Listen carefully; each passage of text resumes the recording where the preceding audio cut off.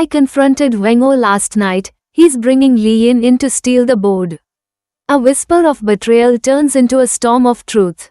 In chapters 23 through 26 of Beneath the Mask, the quiet is shattered, alliances fracture, and power plays become ruthless. On the Velvet Story, we peel back the layers, because under calm lies turmoil, and beneath the mask, every secret clause to be revealed. Chapter 23, Whispers and Walls. Morning Zhu family villa. The house was quiet in a way that felt unnerving. Meelam moved silently through the corridors of her once bustling home, now heavy with shadows. Her mother's favorite vase still sat on the entry table. Her father's coat hung untouched by the front door. She pushed open the door to her brother's room. Zhu Jilan blinked slowly from his bed, eyes following her as she entered with a warm towel and a gentle smile. "Good morning," she whispered. "I found a cafe that makes the jasmine buns you used to like. They're still warm." She placed one near his hand. Knowing he couldn't eat without assistance, but knowing too that the gesture still mattered. "I confronted Wengo last night," she said quietly, brushing his hair back. "He's bringing Li Yin in to steal the board. They're counting on my grief to keep me slow." Her voice faltered, then steadied. "But I'm not slow. Not anymore. You taught me how to watch. How to wait. Now I'm ready to strike." Her brother's eyelid fluttered, a flicker of approval. She pressed his hand. "I miss you," she whispered. "But I'll hold the line until you come back." Later that day, Keen Group headquarters. Yiran's office buzzed with low voices and rapid keystrokes. Reports scattered the desk as his assistant, Chen, briefed him on the latest findings. "We traced the fund diversions to 2 shell companies in Macau," Chen explained. "Guess whose name came up?" Yiran didn't look up. "Li Yin." Chen nodded grimly. "And someone else. A name we haven't seen in a long time, Gao Wenro." Yiran's fingers paused on the edge of the file. Gao Wenro? From the old Fang Group merger? Exactly. Exiled after the embezzlement scandal a decade ago. Thought he vanished. Yiran's gaze sharpened. He didn't vanish. He's been watching. Waiting. Chen hesitated. "Sir, I think Wenro is the one who gave the final order the night of the Zhu family accident." Lin was just a pawn. Silence. Dead, heavy silence. Then Yiran stood. "Find out everything. Every shadow he's been hiding in. Meelam needs the truth. Should we tell her now?" Yiran hesitated. "No," he said softly. "Not yet. Not until we're sure." That afternoon, Zhu Holdings' private lounge. Meelam sat across from Li Yin for the first time in a decade. It was oddly civil. Tea between them. Polite smiles. 2 women with the same blood and very different hearts. "I admire your strength," Li Yin said sweetly, stirring her cup. "Most women would have collapsed under what you've endured." Meelam offered a calm nod. "Most women haven't been trained since childhood to hide daggers behind pearls." Li Yin's smile didn't waver. "Do you blame me for coming back? This company is our legacy too." "I don't blame you for returning," Meelam said coolly. "I blame you for what you plan to do with it." Li Yin leaned in, voice low. "You know, Meelam, you remind me of someone." "Who?" "Our grandmother. The first Zhu woman to hold a title in a man's boardroom. She smiled like you. Cold, elegant. And she made enemies out of family too." Meelam's eyes narrowed. "And did she survive them?" Li Yin's smile deepened. "Only because she struck first." The message was clear. So was Meelam's reply. "Then let's see which one of us inherits her spirit." Evening rooftop garden, Keen residence. The city shimmered below like a field of stars. Yiran waited as Meelam walked toward him slowly, wrapped in a dark velvet coat, hair loose in the wind. She didn't speak at first. Just stood beside him. Then, "I feel like I'm playing a game where everyone's memorized the rules but me." "You are not," he said quietly. "You are rewriting the rules." She looked up at him. "I've been angry for so long, Yiran. At Lin. At my uncle. At myself." His gaze softened. "You have every right to be." She turned fully toward him. "But I'm tired of anger. I want to believe in something again. In someone." He didn't speak. He didn't need to. His hand reached out gently, brushing her fingers with his. A simple touch. And Neelam didn't pull away. Her voice dropped to a whisper. You stayed. I would stay again, he said. Even if it broke me. Something in her eyes flickered, hope, fear, longing. Then she stepped forward and rested her forehead lightly against his chest. You scare me, she whispered. I know, but I don't want to be scared anymore. His arms wrapped around her gently. And for the first time in a long time, Neelam allowed herself to be held, not because she was weak, but because she finally felt safe. End of chapter 23. Chapter 24, Ashes and Echoes. 1 hour before Dawn City Hospital. The corridors smelled of antiseptic and sleep. Pale lights flickered along the ceiling. Neelam stood alone, her coat wrapped tight around her. The silence here was different, not just the silence of night, but the silence of waiting. She stopped outside her mother's room, watching the rhythmic rise and fall of her breathing through the glass. Her father lay just next door. Machines kept time in beeping patterns. And the nurses came and went like ghosts. She touched the glass with her palm. Don't let go, she whispered. I'm still fighting. I just need time. A nurse stepped up beside her. Miss Zhu, she turned. Yes, there's someone asking for you in the waiting lounge. He said he was part of the rescue team the night of the accident. Melan's heart skipped. Waiting lounge moments later. The man was old, a retired firefighter, with hands that trembled when he stood. His badge was still pinned to the lapel of his worn jacket. Miss Zhu, he asked, voice gravelly but steady. I'm Zhu Neelam. You were there that night? He nodded. I saw something, and for years, I was told to forget it. But my conscience. Neelam moved closer. Please, anything you can remember. He pulled out an old file folder. There was another car, a black Bentley. It was parked off the road, hidden under the trees. Before your family's vehicle hit the embankment, that Bentley left. Fast. Neelam froze. Did you see the plates? He hesitated. No, but I saw the man driving it. Sharp suit, cold eyes, tall. He had an assistant with him. A woman, maybe late 20s. She was crying. A woman? A witness? Why didn't you say anything back then? Neelam asked. I was paid off. Not much, but enough to keep quiet. Until now. Melan's heart beat faster. Do you remember the woman's face? He nodded. I drew a sketch. I don't forget guilt. She opened the folder, hands trembling. And there, sketched in pencil, was a face she hadn't seen in weeks. Suyin, Yiran's former friend. The same woman who had warned Yiran recently that bigger forces were at work. And the same woman who might now be the key to unraveling the truth. Elsewhere, Keen Yiran's private gym. He hit the punching bag with raw, silent force. His knuckles bled. Every strike echoed with ghosts.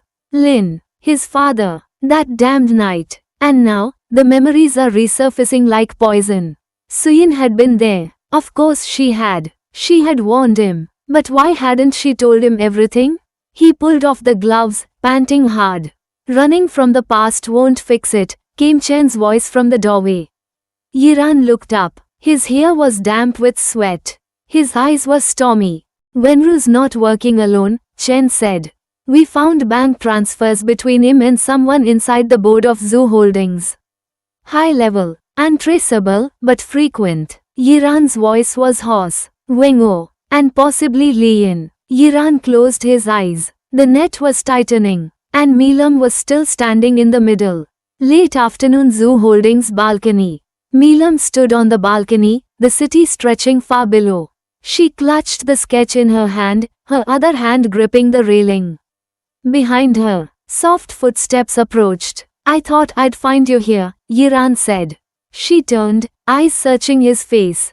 You didn't tell me Suyin was there that night. His jaw tensed. I didn't know. Not until recently. Why didn't you say something the moment you found out?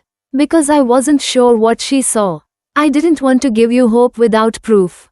Neelam looked away. I don't need you to protect me from hope. I need you to trust me. There was silence between them.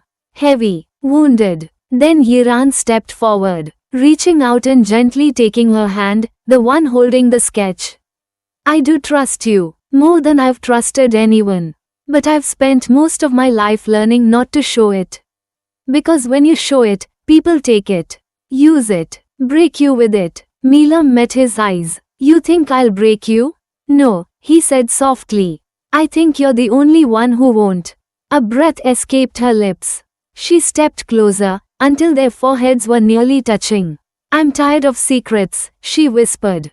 So am I. Their hands stayed locked together, two warriors bruised by the world, still choosing to stand side by side.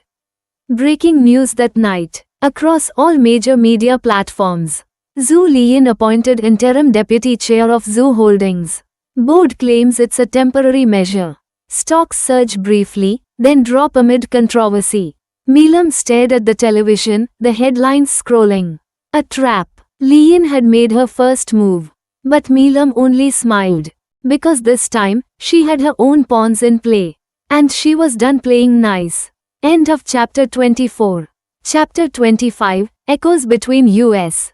Keene Group Private Residence Evening. The rain fell in a soft drizzle against the glass windows. The city below was a blur of red tail lights and washed-out neon. Inside the quiet living room, Zhu Milam sat on the edge of a plush sofa, her phone resting on her lap, screen still glowing with the words. She agreed to meet Suyin, the woman whose name had lingered like a shadow between her and the truth. The same woman sketched in that drawing by the firefighter. A possible witness or conspirator. Milan's fingers trembled slightly as she touched the screen. Her nerves weren't from fear, they came from the quiet knowledge that what she uncovered next could break everything wide open. Behind her, Yiran entered the room, his shirt sleeves rolled up, a towel still draped over his shoulders from a shower. You are meeting her tonight? He asked, reading her expression. Yes. Her voice was firm. She's scared. She wouldn't speak over the phone. He nodded slowly, stepping closer, but not sitting. You want me to come? Milam hesitated. Then softly, number. I think she'll talk only if I'm alone. A beat passed. Then Yiran knelt in front of her, catching her gaze. If she's playing you, I'll know, she whispered. This time, I'll know. He exhaled. His hand reached to fix a stray strand of her hair behind her ear, lingering near her cheek a little too long. She'll see the fire in your eyes. He murmured. She won't be the first, Milam replied, voice barely above a breath. Their eyes locked. Silence settled between them like warm fog, thick, tender, real. Then she stood, and walked away before her heart could speak louder than her steps. 10:30 p.m. in abandoned tea house, Western Alley. Suyin was waiting inside, already seated, a hood pulled low and sunglasses hanging from her fingers. She looked thinner than Milam remembered. Tired, broken. You came, Suyin said without lifting her gaze. I had to. Milam sat across from her. You were there the night of the accident. Suyin didn't deny it. Instead, she looked up, and the pain in her eyes made Milan's stomach twist. I didn't know what they were going to do, Suyin whispered. I thought we were just tailing your father's car. I thought it was to gather dirt. Not that. Who ordered it? Milam asked, voice tight. Suyin exhaled. Gao Wenro. But it wasn't his plan. He was following instructions from someone even higher. Wengo was involved. So was a man named Li Fancheng. He used to be your father's advisor, but he switched sides. Milan's mind spun. So they rigged the brakes? No, Suyin whispered. They never touched the car. They used high-frequency interference to force the onboard AI off-road. Tampered with the satellite feeds. It was high-level, government-grade sabotage. Only someone inside Zhu Holdings could authorize the tech access. A fresh wave of nausea hit Milam. And then Suyin added, they never meant to kill all of you. Only, your brother. He was the biggest threat to Liyin and Wenguo's path to power. The silence was deafening. Milan's fingers clenched into fists. And you? Suyin's voice cracked. I watched it happen. I was in the car behind. Gao told me if I ever spoke, I'd end up like them. And Yiran? Melan's voice softened. Did he know? Suyin shook her head furiously. No, he thinks it was his own family's doing. He suspects his uncle's, but he has no idea that night ruined more lives than just yours. Her eyes glistened. Tell him I'm sorry. He won't take my calls anymore. Melan's throat tightened. I'll tell him. She stood. One last glance at the woman who might have saved her future or destroyed it. Thank you, Melam said quietly. You can still testify. We can protect you. Suyin shook her head, eyes distant. I'm already dying, Melam. But I wanted to make sure the truth didn't die with me. Next morning, Keen Group rooftop garden. Yiran stood watching the skyline, hands in his pockets, when Melam found him. She talked, Melam said quietly. He didn't turn. What did she say? Melam stepped forward. She told me everything. Gao Wengo, the sabotage. Even the real target, Jilan. Yiran's eyes darkened, lips pressed into a line. I should have seen it, he muttered. I should have known they'd target him first. The cleanest threat. The one who wouldn't go down easy. She said you blamed your own family. He looked down, shadows in his gaze. Because I've been taught since I was 10 that blood loyalty means nothing in a boardroom. Melam stepped beside him, her voice softer now. She also said you're still carrying guilt for something that wasn't yours. He finally turned to her. And what she saw in his eyes wasn't power or dominance, it was quiet pain. Old pain, carefully buried. You were drugged that night too, Melam said suddenly. Weren't you? He stiffened. How did you know? He whispered. Because I was too. And I remembered something. The silk thread of my veil, wrapped around your button. You weren't supposed to be there. But you were. And he wasn't. Lin was never the one I was with that night. Yiran's breath caught. You didn't know either, she added. You thought it was a trap. He stepped closer, voice low and almost broken. I thought you were someone else. I thought it was a setup by my uncle. I never knew it was you, Melam. Her eyes shimmered. And then, slowly, like a storm giving way to spring, she lifted her hand and touched his chest. We were both stolen from, she whispered. But maybe, we can still choose what happens next. He leaned in, forehead brushing hers. I would choose you, he said softly. Again and again, even if it breaks me. This time, Melam didn't pull away. End of chapter 25. Chapter 26, The Storm Room.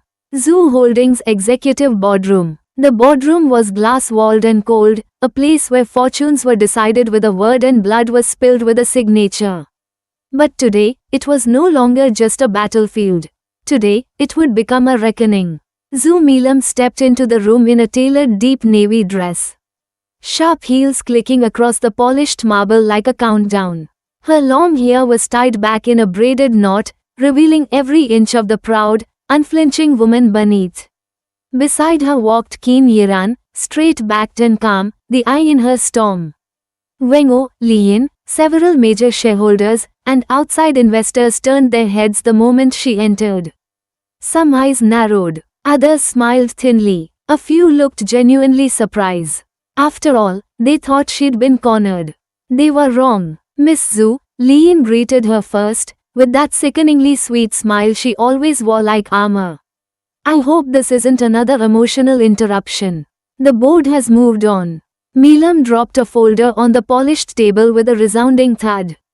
Inside, legal documents, media records, statements of shell corporations, and a signed deposition from Suyin, sealed by the notary court. I believe, Melam said smoothly, this qualifies as more than emotion. Silence followed. And then Wengo leaned forward. What is this supposed to prove? Melan's voice was steady. Proof that the accident which put my parents in a coma and paralyzed my brother was engineered by you, Mr. Zhu Wengo, and carried out under direct orders you funneled through Gao Wenro. Lian stood up so quickly her chair screeched. This is absurd. Yiran's voice sliced through the rising noise. It isn't. My team traced your transaction logs. Off-the-books payments. Memos deleted and restored. Audio from a burner phone, which I now have in secure custody. He placed a USB drive on the table.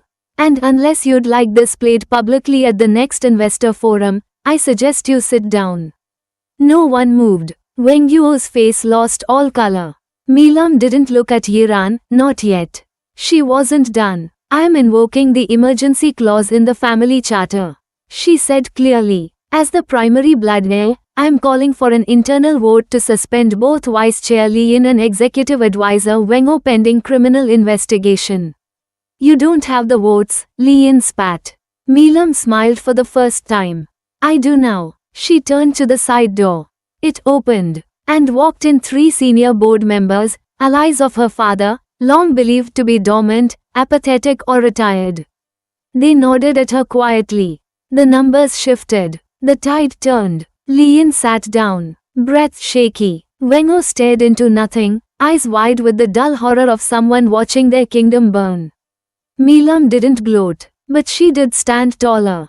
And she whispered, this company was built with vision, not greed. And I won't let it rot under vultures like you. Keen Yiran's car on the way back. The city buzzed outside the tinted glass. Inside, silence reigned, soft, electric, charged. Milam sat with her hands folded in her lap, head turned toward the window. Her reflection looked back at her, proud, tired, and still standing. Yiran finally broke the silence. You didn't need me in that room. Her eyes flicked to him. That's not true. I needed you next to me, not in front of me. His gaze met hers, a flicker of warmth, something unspoken tightening in his throat. You were brilliant today, he said finally. The kind of brilliant that terrifies the old men who thought they'd buried you. A faint laugh escaped her. Good. I think they know now that you're not the girl who once danced barefoot at company galas. Milam turned fully to him. I don't know who I am yet. I just know I'm not done. He nodded slowly. Good. Because neither am I. They stopped at a red light. Outside, the sky cracked open with thunder, not quite storm, but a promise of one. I'll stand with you, Yiran said, voice low, serious. She blinked. Why? He looked at her then, really looked. And his voice came quieter, firmer.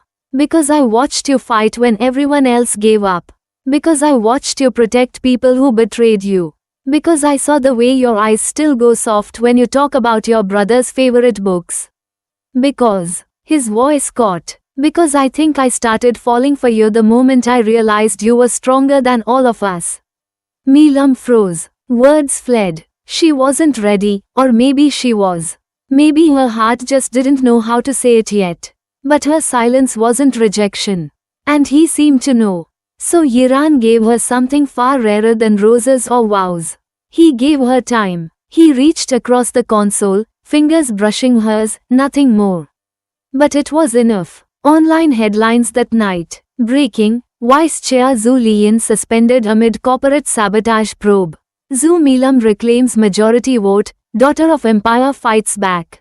Keen Group CEO seen leaving Zhu Tower with heiress, romance rumors swirl. End of chapter 26. The mask cracks, but what waits in the shadows beyond chapter 26? Liyin's move has struck. The boardroom has trembled. And Milam is no longer alone, but the real fight is just beginning.